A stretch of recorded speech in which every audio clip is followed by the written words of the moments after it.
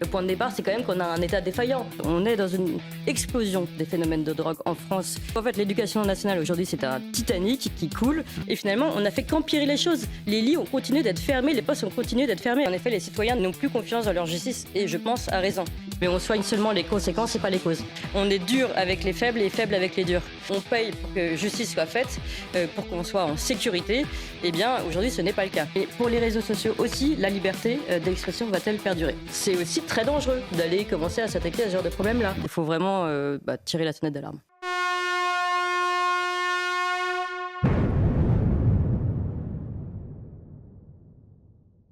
Nous sommes avec Georges Fenech. Georges Fenech, je vous représente, magistrat, député honoraire, auteur de nombreux livres sur la justice, dont ce dernier, L'ensauvagement de la France, la responsabilité des juges et des politiques aux éditions du Rocher. Et je vais lire cette préface finalement, intitulée En mémoire de. Je vais lire quelques extraits pour que vous compreniez, chers auditeurs, à quel point ce livre est particulièrement fort. En mémoire, je vous cite, Georges Fenech, en mémoire de l'innocence martyrisée de Lola, Maëlys, Delphine, Justine, Estelle, Sophie, Siem, Rose, de toutes les adolescentes et jeunes femmes victimes de prédateurs lâchés en pleine nature. Je nous accuse, juges et politiques, de n'avoir pas su les protéger en mettant définitivement hors d'état de nuire les criminels dangereux. En leur mémoire, je nous accuse de non-assistance à innocence en danger. Et vous continuez cette litanie, on va dire, en mémoire de toutes les victimes de féminicide que vous citez. En leur mémoire, je nous accuse de non-assistance à femmes en danger. Et puis vous continuez avec Anas, Bilal, Tidiane, Adrien, Yuri. En leur mémoire, je nous accuse de non-assistance à enfants sans danger. Et puis vous continuez ensuite avec la policière municipale Aurélie Fouquet, le policier Xavier Jugelé et juge Gelé, et tous les autres. En leur mémoire, je nous accuse de tolérance coupable, d'impuissance et de non-assistance aux représentants de l'autorité en danger. En mémoire des victimes de la liberté d'expression massacrées à Charlie Hebdo et puis les autres, je nous accuse, juges et politiques, de ne pas avoir su réagir quand tous les clignotants étaient au rouge, quand la gangrène de la radicalisation islamiste prospérait dans tous les quartiers. Et vous continuez comme ça jusqu'au bout. Je nous accuse, juges et politiques, d'impuissance coupable et de non-assistance à France en danger. C'est très beau et c'est très fort, très très fort, Georges Fenech. Je trouve que là, vous prenez aussi, d'ailleurs, vous mettez dans le texte, vous dites, en tant que moi-même juge et politique, je prends ma part de responsabilité. Vous prenez votre part de responsabilité aujourd'hui. Je crois que c'est la première fois que j'entends ça et que je lis ça. Donc déjà, merci. Et ensuite, pourquoi vouloir aujourd'hui, finalement, vous accuser ? J'arrive à un moment de ma vie professionnelle qui est un peu derrière moi, puisque ma carrière de magistrat a été faite. J'ai exercé pratiquement trois mandats de député. Je n'attends rien, en fait. Par contre, ce que j'attends, c'est quand même une prise de conscience. Et donc, j'ai voulu lancer, c'est vrai, d'abord un cri du cœur. En disant, ça n'est pas une fatalité, ce qui est en train de nous arriver, et qu'il y a de très très lourdes responsabilités chez ceux qui ont la possibilité d'interrompre cette spirale infernale.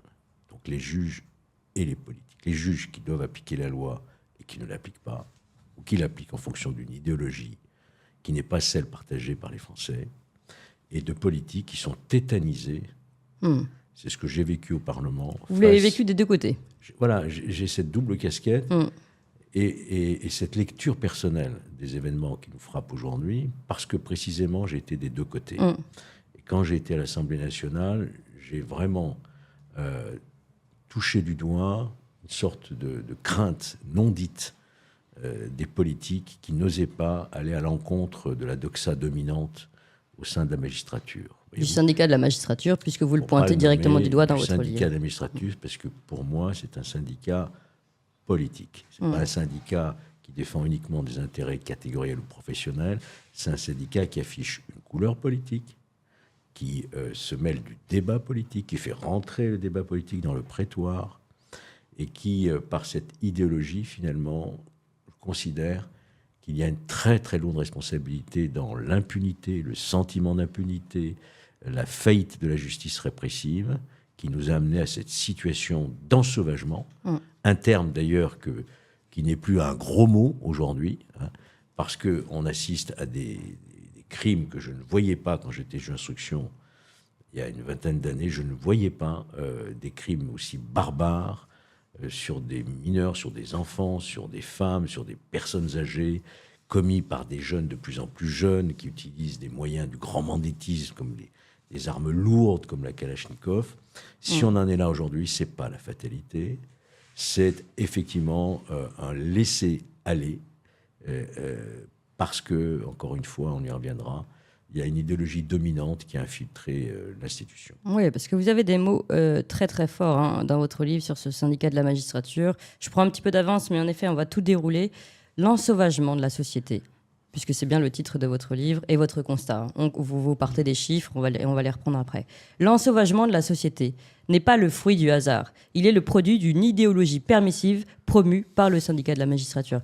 C'est une accusation pour le coup. Enfin, vous dites les choses très clairement et vous pointez directement la responsabilité du syndicat de la magistrature sur finalement la défaillance de notre société dans sa totalité à protéger les citoyens ces 20 dernières années.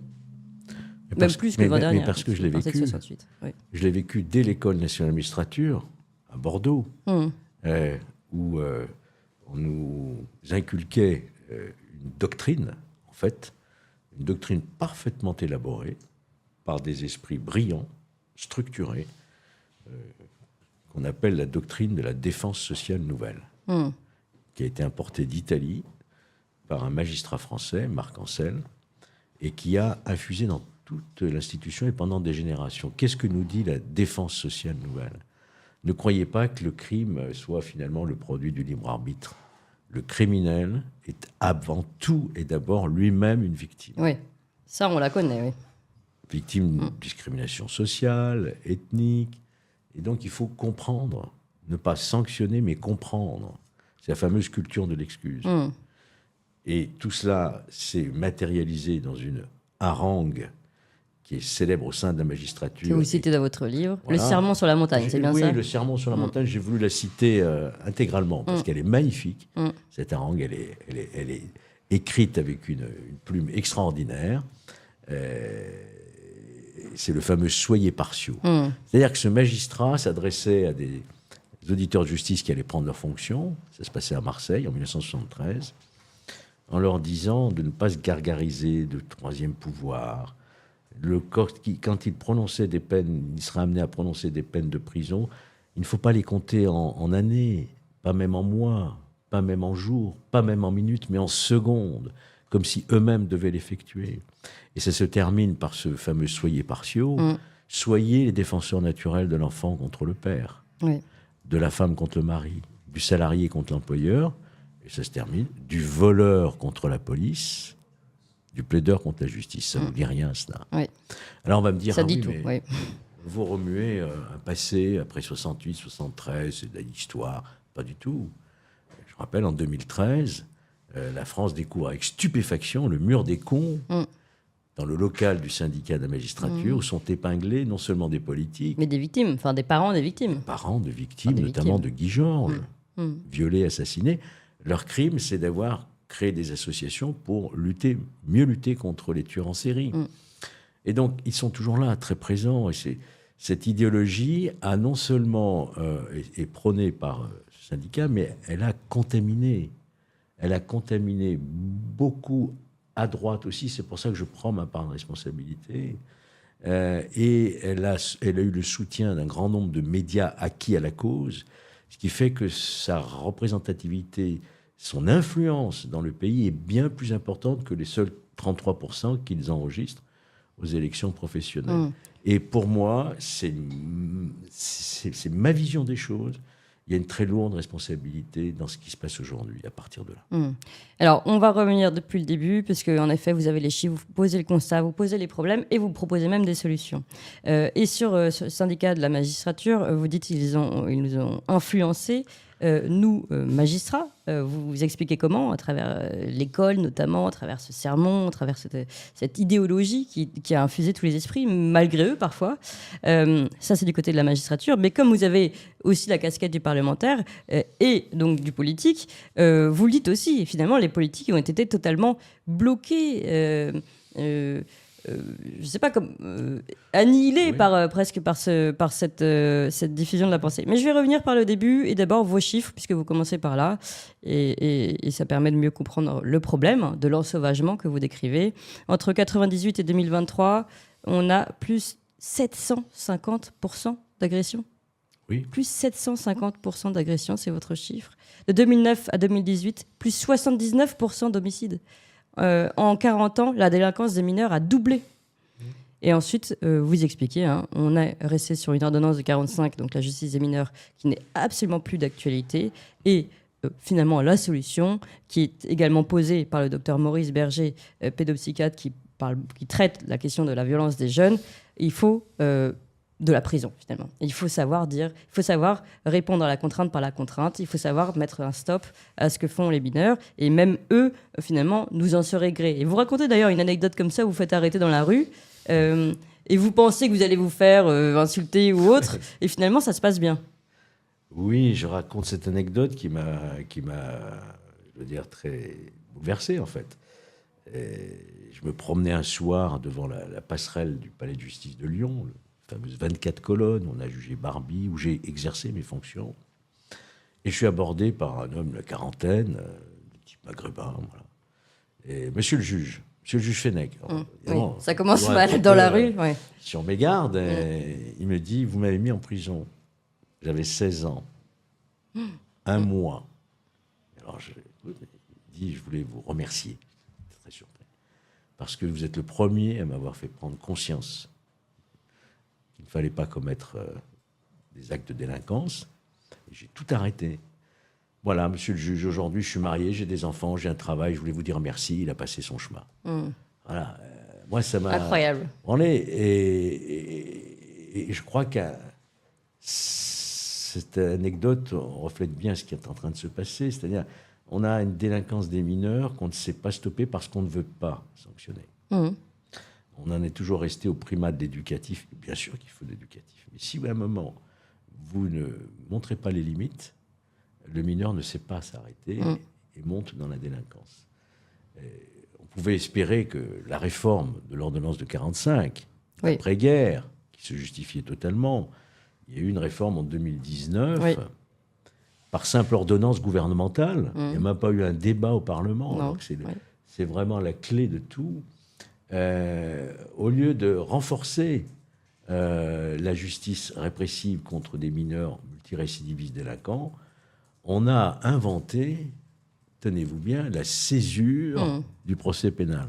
Pour ceux qui nous écoutent, la césure, c'est-à-dire qu'il va y avoir non plus une seule audience, mais deux audiences. La première qui est consacrée à reconnaître ou non la culpabilité du mineur, et puis ensuite on renvoie à 6, 9 mois, 1 an, une autre audience pour savoir quelle serait la peine. La pénalité. Et pendant ce temps-là, le mineur, il rentre chez lui, dans son quartier. Mais le message envoyé est absolument terrible. On ne comprend même pas comment ça peut exister, une telle mise en œuvre, en fait. Alors, c'était une réforme... Si jamais on a décidé de sa culpabilité, il est coupable et il attend 9 mois avant de devoir purger sa peine. Observer l'évolution du mineur, c'est l'argument. On l'a déjà beaucoup observé, en général. Il a été beau, et surtout, ce sont souvent des récidivistes très connus, avec des dossiers de personnalité comme ça, des éducateurs. Mais non, on ne peut plus juger tout de suite, il va falloir repousser encore.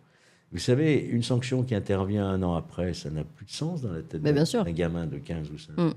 Si vous dites à votre enfant, la prochaine fois que tu fais pas tes devoirs, tu l'auras ta fessée, et que vous lui dites 50 fois qu'il n'aura jamais sa fessée, pardon, je ne suis pas pour le châtiment corporel, mais je veux dire, une sanction, privation d'ordinateur ou privation de ceci, si vous ne passez pas vraiment à la décision, il vous rira au nez et il continuera. Il y a un moment, il faut dire stop.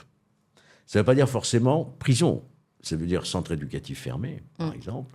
Centre éducatif renforcé, mais quelque chose de lisible. Et vous avez cité Docteur Berger, oui. Effectivement, il fait le même constat, mais il n'y a pas que lui, il y en a d'autres aussi. Il y en a d'autres. Et puisque vous parlez de centre éducatif fermé, vous parlez beaucoup du modèle américain. Ça, c'est extraordinaire. Ouais. Et vous y êtes allé, et vous avez pu justement constater, et vous revenez sur cette expression que vous avez eue au début de notre entretien, finalement, le crime n'est pas une fatalité. Et ça, vous l'avez constaté en allant aux États-Unis. Mais le crime n'est pas une fatalité. On n'éradiquera jamais totalement le crime, bien sûr. Ça n'existe pas. Dans aucune civilisation, à aucune époque, a été épargnée par la criminalité.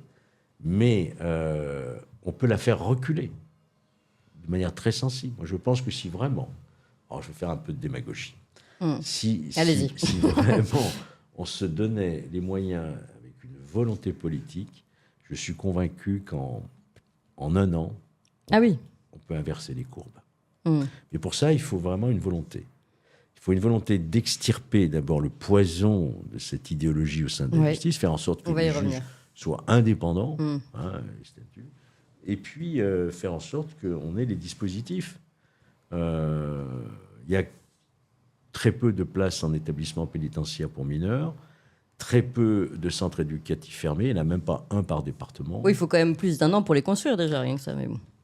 Ça peut aller vite, vous savez.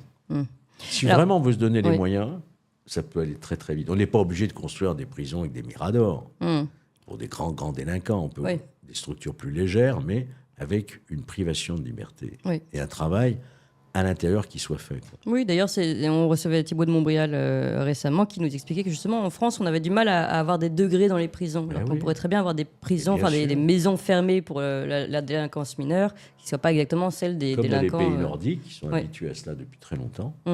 Alors, je voudrais quand même que vous reveniez un petit peu sur votre expérience aux États-Unis, notamment ces bootcamps de Chicago, qui justement vous ont inspiré, on va dire. Ah ouais, je suis tombé de très haut quand j'ai visité le bootcamp de Chicago. Je rentre dans cette grande prison pour mineurs. Et je vois tous ces mineurs, le crâne rasé, déjà, marchant au pas militaire. Yes sir, vous savez comme font les Américains. Lever le matin à 5 heures du matin, appel au drapeau, parcours du combattant, discipline. Waouh, c'est inimaginable. Donc, c'est-à-dire que c'est l'armée, l'autorité militaire. Et je précise que c'était pas, ce ne sont pas des militaires en formation, mais une maison de correction pour mineurs délinquants. Oui. Et ce sont des militaires qui assurent la discipline et de manière très stricte. Et on se rend compte de quoi?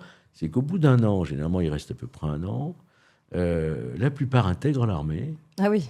Trouve du travail, alors remet des diplômes dans la cour d'honneur avec les parents, comme font les Américains, avec beaucoup de patriotisme. Oui. Voilà. Le drapeau américain qui flotte. On peut peut-être un peu s'inspirer. Moi, je suis vraiment pour ceux pour lesquels tout a échoué, tant bien. Je suis pour les confier effectivement à l'autorité militaire. Voilà, qui va leur réapprendre à se lever le matin, à dire bonjour, à dire merci, à être respectueux de l'autorité, etc. Ce que beaucoup, malheureusement, de jeunes ont complètement oublié. Bon, donc on a finalement les solutions. Vous dites, il faut se tourner vers ce genre de choses et ce n'est pas si compliqué. Mais pour ça, il faut deux choses. Parce qu'au bout de la chaîne, il y a quand même donc toujours les magistrats. Donc il faut que ce poison, comme vous l'appelez, cesse d'infuser. Donc, comment faire? Première question. Et deuxième, c'est au niveau de la volonté politique. Reprenons ce que vous venez de dire, cette réforme de l'ordonnance 45 qui s'occupe des mineurs, de la délinquance des mineurs. Réforme 2019, ultra attendue. C'était le moment ou jamais. Je veux dire, on sait très bien que les mineurs sont aujourd'hui une part. Et là, on nous fait une espèce de truc qui empire encore plus la situation. 2019, donc gouvernement d'Emmanuel Macron. Comment on peut expliquer, avec les mots qu'aujourd'hui Gérald Darmanin a, qu'on arrive à une absence de volonté politique pareille? Oui, c'était une réforme qui avait été initiée par Nicole Belloubet et qui a été mise en œuvre par Éric Dupond-Moretti, qui s'inscrit tout à fait dans cette lignée que je définissais tout à l'heure, depuis Robert Badinter, Elisabeth Guigou, Christiane Taubira, Nicole Belloubet et aujourd'hui Éric Dupond-Moretti. Leur logiciel, ça n'est pas la sanction. Ils ont beau dire... après les émeutes. Mais c'est étonnant pour Éric Dupond-Moretti quand même, qui en tant qu'avocat était complètement différent. Non, mais moi je respecte beaucoup l'avocat qu'il était, mais ce que je constate, c'est que Place Vendôme, finalement, il ne fait pas tellement bouger les choses et je ne crois pas qu'il en ait véritablement l'envie. Souvenez-vous, lorsque Gérald Darmanin avait parlé d'ensauvagement de la société. C'est la première fois qu'on parlait d'une société ensauvagée, mais tout de suite, Éric Dupond-Moretti... interviewé le lendemain, à dire non, c'est des mots que je n'emploie pas, je ne suis pas à l'aise avec ces termes. C'est une forme de déni de la réalité. On ne veut pas parce que finalement, c'est son propre chèque, à nous tous, d'avoir cru qu'on pouvait, en déversant des milliards dans les politiques de la ville, Ça, c'est ce que dit Jospin, vous le citez. C'est Jospin, oui. Jospin a reconnu son erreur. Pourquoi croyez-vous qu'il a été éliminé du second tour de l'élection présidentielle? Il le dit. Oui. J'ai péché par naïveté. J'ai cru qu'en faisant reculer la misère, je ferais reculer la délinquance. Mais non, il n'y a aucun lien. Toutes les études sociologiques le montrent. Alors, comment on fait concrètement? Là, on parle de la volonté politique. D'abord, parlons de politique, pour que cette volonté politique puisse s'affirmer aujourd'hui, qu'elle se réveille. Je veux dire, on est dans une situation dramatique. Vous les avez donné, les chiffres. Ils les ont, les chiffres, plus que tout le monde, on le sait. Ils les connaissent. Qui aura le courage de rappeler la justice à ses missions? Qui aura le courage de faire en sorte que les idéologies ne soient plus mises en avant par un syndicat de magistrats? Qui? Tout par-delà. Et oui, parce qu'en fait, ils ont peur. Disons les choses tout de suite. C'est quoi? C'est que ces futurs candidats, ces politiques, ont peur que derrière, ce soit des procès contre eux. On a vu ce qui s'est passé avec Sarkozy, on a vu ce qui s'est passé avec Fillon. Il y en a un qui a essayé, effectivement, de faire évoluer les choses, c'était Nicolas Sarkozy. Et on voit aujourd'hui qu'il en paye un peu les conséquences. Oui. Mais il n'y a pas que ça. Il n'y a pas que ça. Il y a le fait que, comme je vous le disais, cette idéologie est soutenue par beaucoup de médias à qui elle est la cause. Il y a un problème politique qui se pose. Les politiques n'aiment pas trop être considérés comme voulant porter atteinte à l'indépendance de la justice, etc. Donc, eh bien, ils n'en font pas trop, quoi. Je l'ai constaté. Mais ça, c'est ce qu'on appelle un manque de courage politique. À un moment donné, il en faut du courage. Je pense que les politiques se sont couchés devant les juges. Oui. Je pense qu'aujourd'hui, la loi ne se fait plus à l'Assemblée nationale, mais elle se fait dans les juridictions ou dans les congrès syndicaux. On décide, cette loi est bonne, elle n'est pas bonne. Je l'applique pas. Elle se fait aussi beaucoup au gouvernement. Elle se fait au gouvernement. Finalement, le Parlement perd du pouvoir et le côté... C'est un vrai sujet, ce que vous dites. Non, mais il y a deux problèmes. Il y a deux problèmes, mais moi, je suis effectivement pour la séparation des pouvoirs. C'est notre Constitution. Et à partir du moment où un pouvoir empiète sur l'autre, il y a une atteinte grave à la démocratie. C'est ce qui est en train de se passer. Pas uniquement sur la délinquance. On pourrait parler de l'immigration, par exemple. Alors, vous proposez, parce qu'on va arriver aux solutions, on arrive déjà à la fin de cet entretien qui passe trop vite, mais vous proposez tout de même des solutions. La solution, c'est vraiment le dernier chapitre de votre livre, Propositions pour en finir avec la politisation syndicale de la justice. Et vous proposez tout simplement de créer une commission d'enquête parlementaire aux fins de recherche sur les influences à caractère politique au sein de la magistrature. C'est assez énorme, tout de même. Et vous pensez que ça peut se réaliser, ça? C'est la question que je vous pose. Qui aura le courage de le faire? Bah oui. Est-ce que vous en avez parlé avec des parlementaires aujourd'hui? J'en parlais à l'époque, mais on passait le chemin avec beaucoup de politesse, mais tu rêves pas s'attaquer aux juges, non, c'est pas possible. Non, c'est pas s'attaquer aux juges, c'est de rappeler simplement les juges à leur statut de neutralité, d'impartialité. Est-ce que vous trouvez... C'est unique au monde, cette affaire. Est-ce que vous trouvez normal qu'un syndicat de magistrats appelle à faire battre un candidat à la présidentielle? Ah non, c'est un parti pris politique. Est-ce que vous trouvez normal qu'un syndicat dénonce les lois sur l'immigration et s'organise concrètement dans les juridictions pour faire libérer tous les migrants de l'Ocean Viking, dont Darmanin nous avait dit, vous inquiétez pas, ils seront expulsés. Au final, parce qu'il manquait une virgule sur un procès-verbal, on relâche. Ce n'est pas la première fois. Je cite des exemples que j'ai connus dans les années 90. Est-ce que vous trouvez normal que la justice s'organise pour empêcher M. Darmanin, par exemple, sur l'île de Mayotte, de détruire les bidonvilles, mettre un terme à cette immigration sauvage? Ils sont organisés pour stopper cette opération dans un premier temps, souvenez-vous. Je pourrais citer longuement tout cela. Oui. Il n'est pas normal. Pourquoi? Parce que le juge n'est pas issu du suffrage universel. Il n'a pas la légitimité qu'ont les politiques qui doivent répondre, sont les seuls à répondre devant le pays d'une politique pénale. Les juges n'ont pas de responsabilité politique. Alors, mais là, vous faites acte de courage, Georges Fenech, en jetant le pavé dans la mare. Mais finalement, vous le dites vous-même, c'est un vœu pieux, cette commission d'enquête. J'ai des amis politiques qui m'ont appelé, et de premier rang, qui me disent, mais enfin, tu es peut-être le mieux placé pour le faire, pour demander la dissolution du syndicat administratif. Il ne faut pas aller jusque-là. Simplement que ces syndicats ne sortent pas de leur statut et de leur rôle. Ils peuvent émettre des critiques sur certains...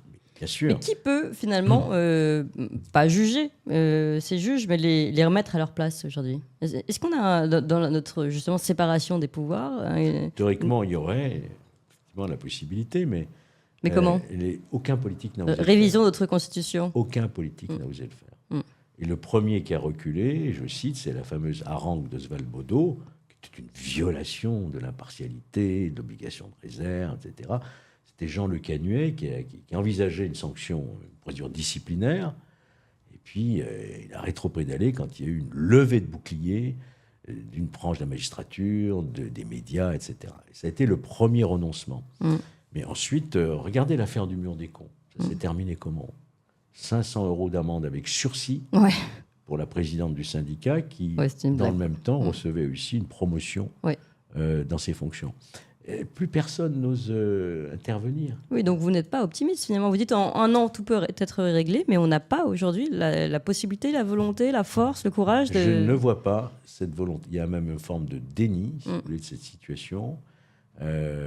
J'ai pensé que peut-être avec Éric Dupond-Moretti, qui connaît ces problèmes, je le connais très bien, on a partagé beaucoup à une certaine époque. La première décision qu'il prend, souvenez-vous, il nomme à la tête, à la direction de l'École nationale de magistrature, une avocate. Crime de lèse-magistrat. Porte atteinte au corporatisme, à l'institution. Et ensuite, on est chercher des poux dans la tête pour des pseudo-prises illégales d'intérêt.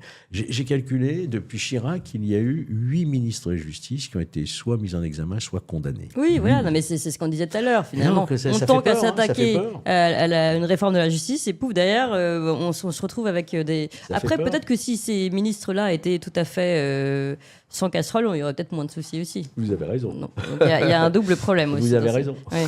Bon, en tout cas, on n'est pas sorti de l'auberge Georges Fenech, et pourtant, d'après ce qu'on comprend, et c'est le début de votre livre, vous apportez des solutions simples. Hein. Ce ne serait pas si compliqué, finalement, de régler le problème de la France. Le bon sens. Tu as commis une faute, tu payes. La solution aujourd'hui... On t'a averti, tu n'as pas tenu compte des avertissements. Aujourd'hui, tu dois payer. Parce que la sanction, ça a une valeur éducative. Et en fait, c'est presque ce qu'ils recherchent et ils vous disent merci. C'est ce qu'on retient aussi de ce livre. Georges Fenech, je rappelle, donc ancien juge d'instruction, député honoraire, et puis auteur de ce livre très important. Et puis un appel au courage politique, l'ensauvagement de la France, la responsabilité des juges et des politiques. Et c'est un livre qui sort aujourd'hui, je crois, aux éditions du Rocher. Vraiment, on est en plein dans l'actu. Merci beaucoup, Georges Fenech.